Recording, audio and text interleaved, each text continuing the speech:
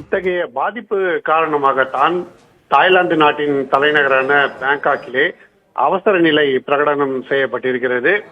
காவல்துறையினர் எல்லா இடங்களிலும் மக்களுக்கு உதவி செய்ய வேண்டும் எனவும் காவல்துறை தலைவர் உத்தரவிட்டிருக்கிறார்.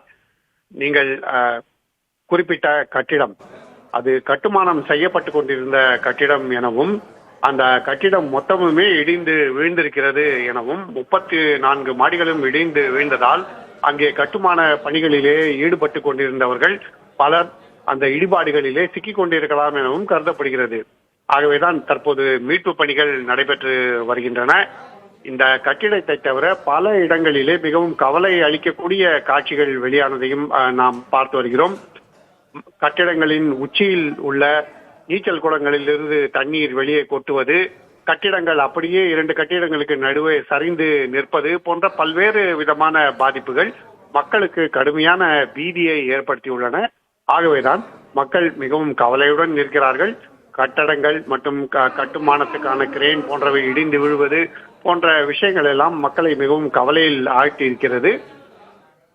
மயன்மார் நாட்டிலே இந்த பூகம்பம் மையம் கொண்டிருந்தாலும் அதன் தாக்கம் பேங்காக் நகரை கடுமையாக பாதித்திருக்கிறது. இதற்கு காரணம் என்னவென்றால், பேங்காக் நகரம் பெரிய நகரம், மக்கள் நெருக்கமாக வாழும் பகுதியாக இருக்கிறது.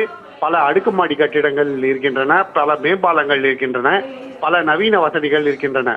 ஆகவேதான் இங்குள்ள பாதிப்பு மிகவும் கவலையை அளிக்கும் வகையிலே உள்ளது.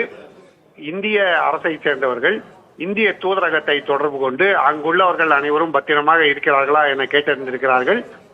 அதிர்ஷ்டவசமாக பேங்காக்கில் உள்ள இந்திய தூதரகத்தில் உள்ளவர்கள் தற்போது எந்த விதமான பாதிப்பும் இன்றி பத்திரமாக இருக்கிறார்கள்